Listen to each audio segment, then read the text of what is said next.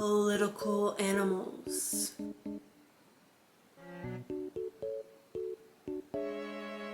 That was my best seduction face. Is that the way seduction works? You just raise an eyebrow and wiggle them? I don't know, I didn't go to seduction school. Anyway, we are gathered here today to talk about an ideology that was so dope. It's basically still shaping Western political tradition. An ideology that allowed for members of the middle class to pull themselves out from beneath the clutches of monarchs, rulers, aristocrats. We're going to talk about liberalism, and mainly why some liberals choose to put this ideology on the blue ticket versus the red one. Why some liberals absolutely choose to express this ideology on the rhino vehicle versus the ass.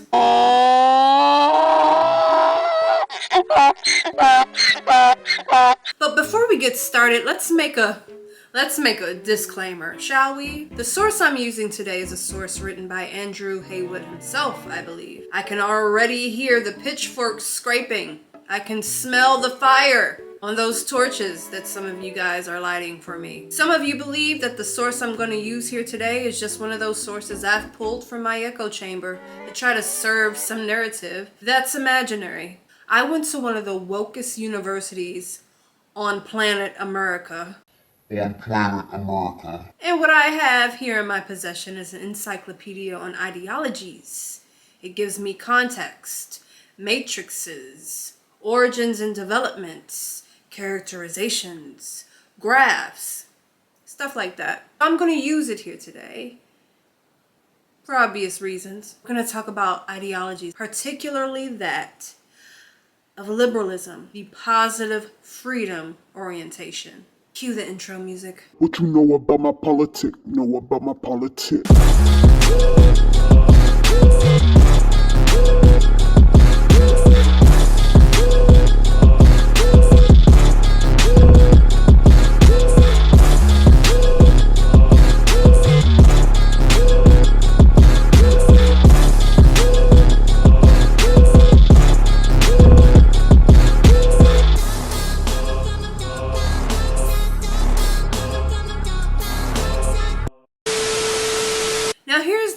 About liberalism, if I'm honest, I just feel like not too many people know that liberalism is regarded as a meta ideology. A meta ideology is basically a body of rules that lays down the grounds on which political and ideological debate can take place. That's what liberalism is. That's what makes it so dope.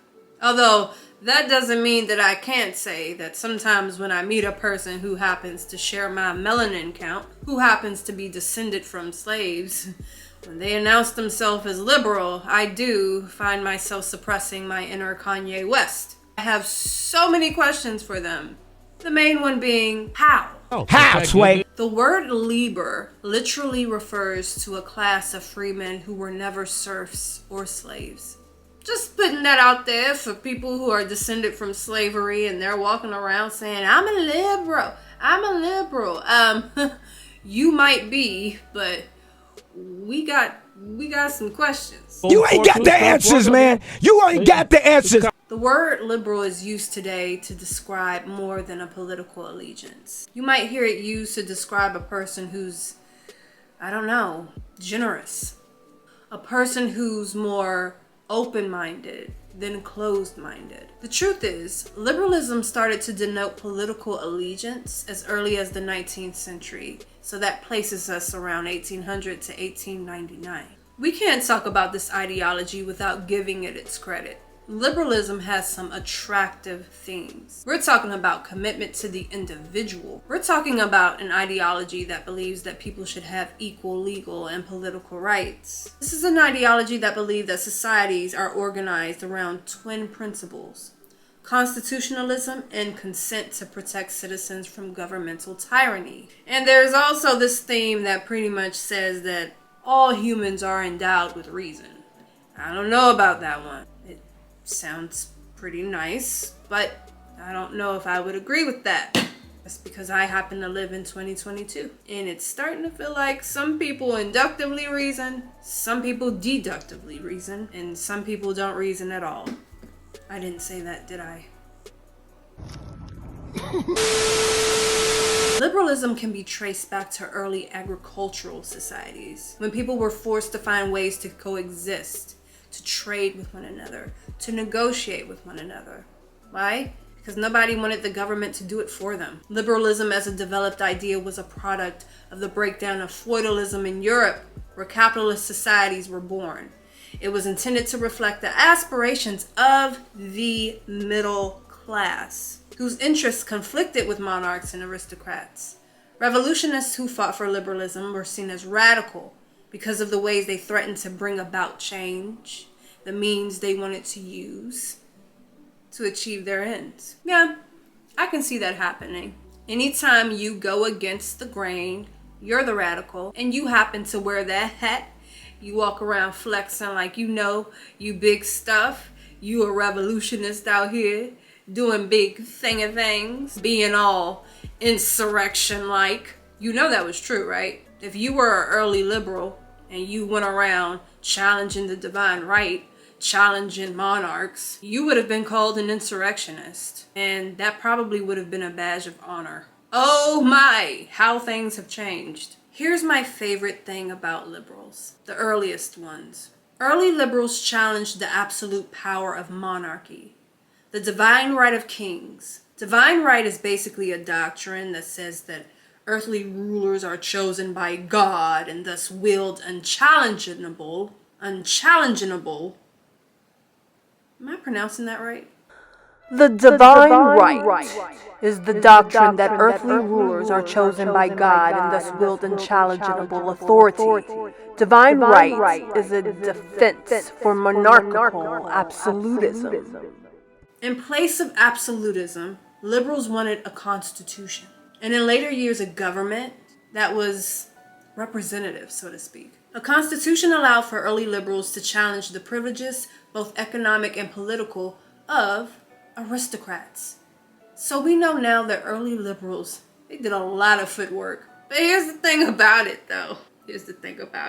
Early liberals challenged the unfairness of a feudal system that made it so that a person's social status was afforded to them by birth, or even greater, the accident of birth, which is, can you imagine a man in a white wig telling a ruler that they don't give a damn about their authority? That is so mean. You're pretty much saying, dude, get out of here. What you out here ruling? You a ruler? You a king? You a queen? Why? Because someone accidentally birthed you? It almost sounds like they're coming for your humanity. No matter how you slice that pie, it's pretty tart. That's all I'm saying. And this is why early liberals were lit. They were out here not giving a damn. So yes, folks, this is why the 19th century is coined as the liberal century. That window between 1800 and 1899, that's when you had something called industrial capitalism come into the picture. Industrialism swept through the West and liberal ideas did triumph. But here's what's so great about it. This was a place and time where you saw markets free themselves from government interference. You saw businesses allowed to pursue profit as they saw the means to pursue them. And there was encouragement to trade freely. You didn't need a middleman in between your trading. You didn't need a middleman in between your, exchange of negotiation. You saw the birth of capitalism in North America, Europe, Western Europe, and more gradually Eastern Europe. The 20th century and onwards, it may have tried to catch on in places like Africa, Asia, Latin America. And then everything came to a crashing halt. This is the part where the movie gets good, y'all. It takes a right turn. A turn you least expected. We saw industrial capitalism become the economic system that brought the middle class from their knees onto their feet. It gave them independence, right? But then you had something called like a faction. You had a faction of liberalism, and they pretty much called industrial capitalism into the principal's office. Why? Because they cared about liberty, but they cared more about community versus individual. Capitalism was called into the principal's office by the kind of liberal who just, I don't know how to say this, cover your ears if you're sensitive to this word I'm about to use right here. But yeah, some liberals wanted fertile soil to grow socialism. Some liberals didn't appreciate that the individual was coming before the community. So who were those liberals? Do they have a name? Before we give it a name, let's try to rediscuss that whole F word I dropped not too long ago. That word faction. There were factions to liberalism, folks. And this is important to realize just because it's going to explain a whole lot. If you have a question about what kind of liberal dared to call industrial capitalism into the principal's office, you gotta bring the science back into the mix. You gotta bring the science into this politic right here. Early liberals didn't just disagree on what liberty meant. They disagreed on how it can even be attained. So if you have a question about what kind of liberal had beef with industrial capitalism, let's start there. The kind of liberal that had beef with industrial capitalism was the positive freedom orientation. The liberal that was pro positive freedom. And what do I mean by that? Positive freedom and negative freedom means so much within the liberal sphere. I want to ask you a question right now. Before I walk you through the definitions of what these two important terms mean, ask yourselves, are you pro positive freedom or pro negative freedom? I have a feeling that most people would just side with the pro positive freedom just because it sounds like you have more of a positive attitude towards freedom as a concept. And you'd be so wrong for thinking that.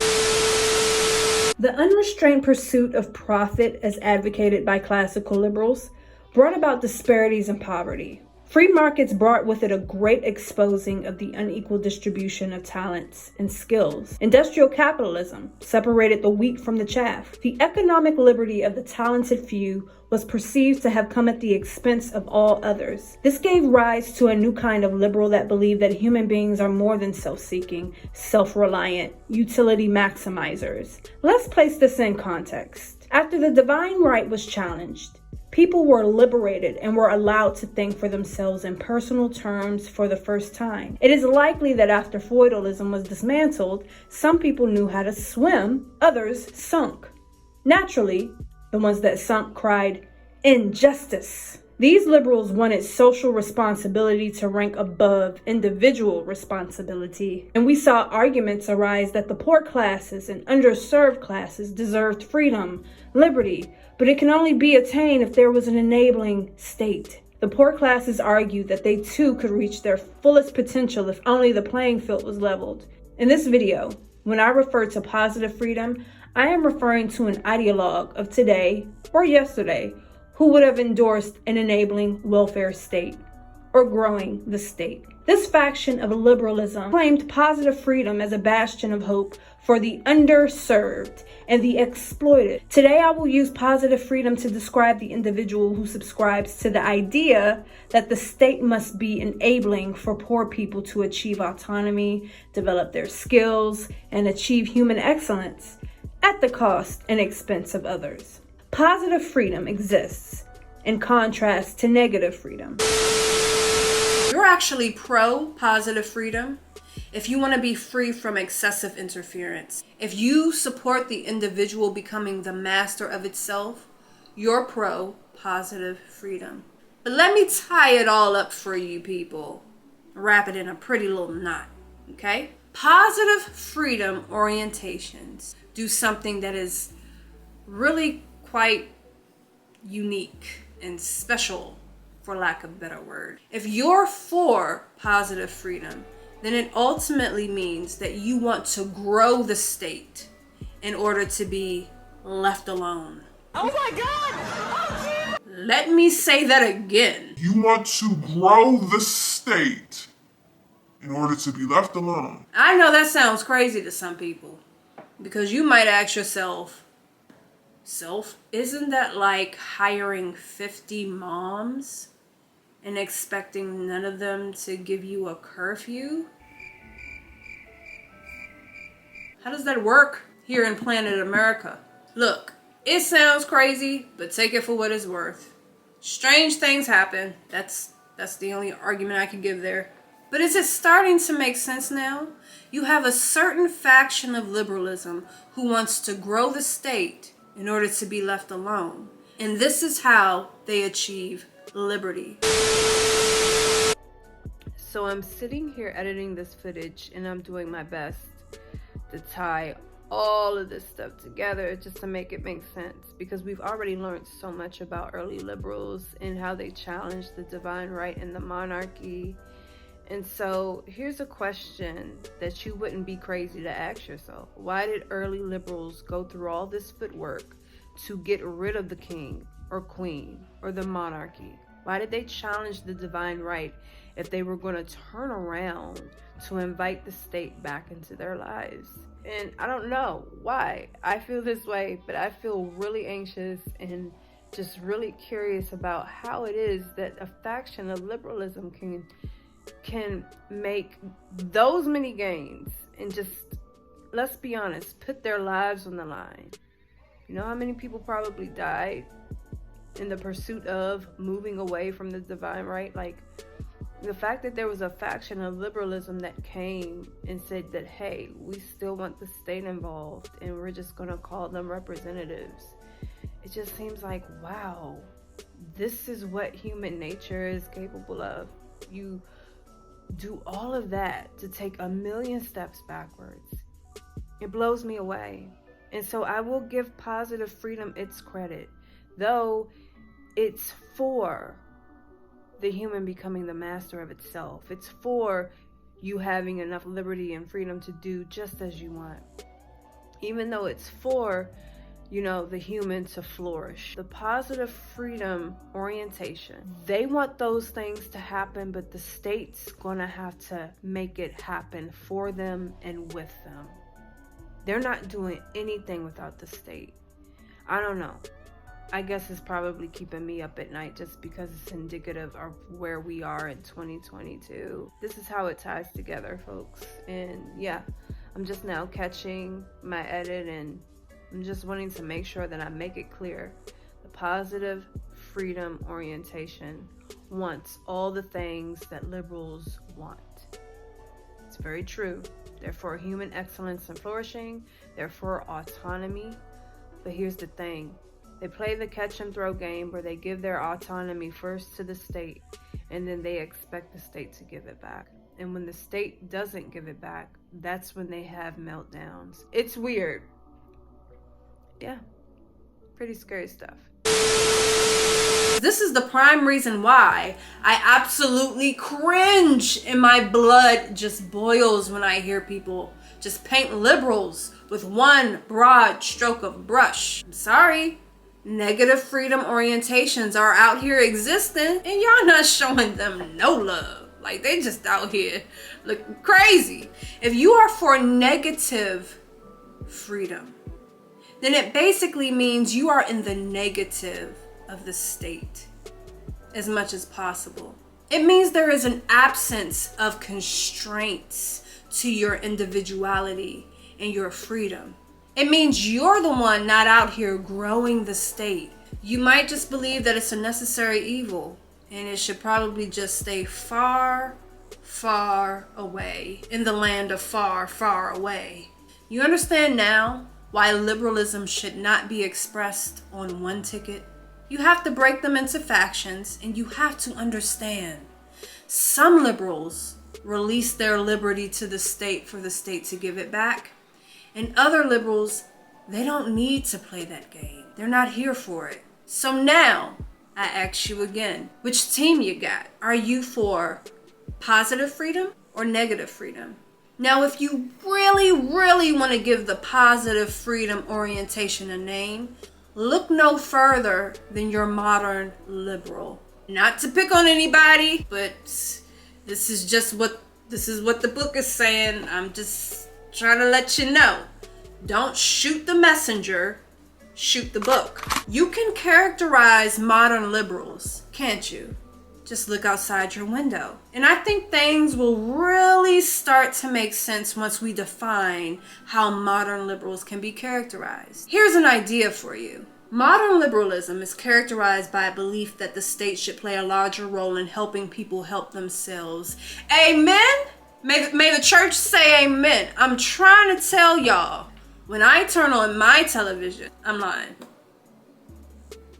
I don't own a television. But if I did, and I turned it on, name something within the past month that's absolutely rocked this nation. Something that the Supreme Court might have overturned. Just as an example, your modern liberal, the type that believes that the state should play a larger role in helping people help themselves, this is the liberal that had the biggest problem. Here's an example, right here, of how strongly a positive freedom orientation reacts to the federal government shrinking itself. The ideologues who fall under this umbrella of thought felt betrayed by the Supreme Court's decision because, in accordance to their ideology that they serve, a government is not legitimate if it remains neutral. The modern liberal absolutely must relinquish power to the state.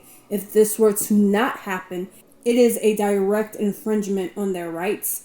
It is a betrayal. The modern liberal and the progressive, they champion bending an infant into the shape of a non-human to justify killing it. And they are generally not interested in states operating as their own countries. They are conditioned by design of the ideology that they serve to help a federal government grow so that that government can write laws that are generally more absolute in nature. So, this is the takeaway. Positive freedom orientations want laws to be written that are laws of the land and country so they can be enforced by a federal or state agency, while negative freedom orientations would rather the federal and state governments shrink themselves, because true autonomy should not merit the approval of a state representative or any authority figure. That's pretty much how that boils down. I just want to break this ideology down to a science for you. It is a meta-ideology, but there are factions.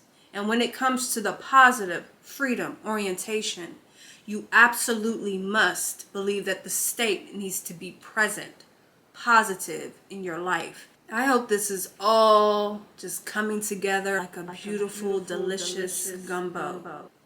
You see the differences between these political animals, these social creatures called humans? Liberalism, factions. Never forget it. In the spirit of exercise, this is where I ask everyone to take a journey with me. Let's identify as modern liberals so we can try to defend growing the state. I don't know. It might be a little difficult because you might need to be on mushrooms. This is me putting on my thinking cap.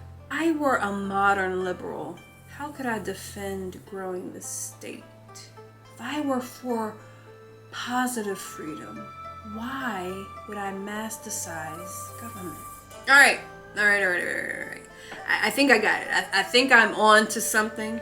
If I consider that early liberal thinkers were influenced by the belief of universal reason, if I consider that early liberals wanted to champion human flourishing and excellence, human autonomy, then liberalism as an ideology was considered to be morally neutral. That means that it afforded the priority to the right versus the good.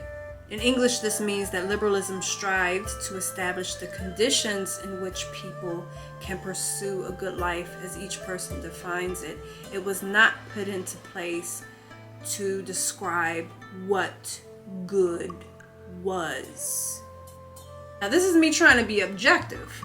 I'm gonna burrow myself into a modern liberal's brain to lay eggs so I can understand their slant. If I'm a modern liberal, I can only defend growing the state if I come to terms first and foremost with society. If I see society as a collection of individuals who are each seeking their own ends, who each use their human autonomy to decide the best means for those ends, that is atomism, right? So is atomism synonymous with extreme individuality? If so, could extreme individuality merit excessive paternalism? That's a fair question that the modern liberal may have already considered, because if we are dealing with individuals with no shared moral fabric, no shared common morals, ethics, if some people believe it is good to sleep with 9-year-old little girls while other members of society do not, we've got problems. Extreme individuality becomes so egotistical, self-seeking, and so self-reliant that society eventually corrodes. That's inevitable. And I think we owe it to ourselves to ponder, if that happens, does society even exist? Just because if you have an island of people, walking pieces of matter, operating on their own impulses, then an argument can be made that the more our census grows, the smaller society becomes. The more our census grows, the smaller society becomes. So could the Positive Freedom Clan want excessive paternalism because they've already thought about these things? Are they growing the state for the greater good, for safety? Are they adversaries of possessive individualism? Which basically means that the individual is the proprietor of his or her own capacities, owing nothing to society for them. Because in a society that is essentially no more, possessive individualism must be tempered by a sense of social responsibility. Woo! That might speak to those liberals who had a problem with industrial capitalism. Okay. I might be onto something here. There needs to be a responsibility for those who cannot look after themselves, according to the modern liberal. I don't know though. It's kind of hard to give it to the modern liberal. This is kind of hard to defend, and I'll share why. This faction of liberalism is supposed to be rooted in reason, like all the other factions of liberalism.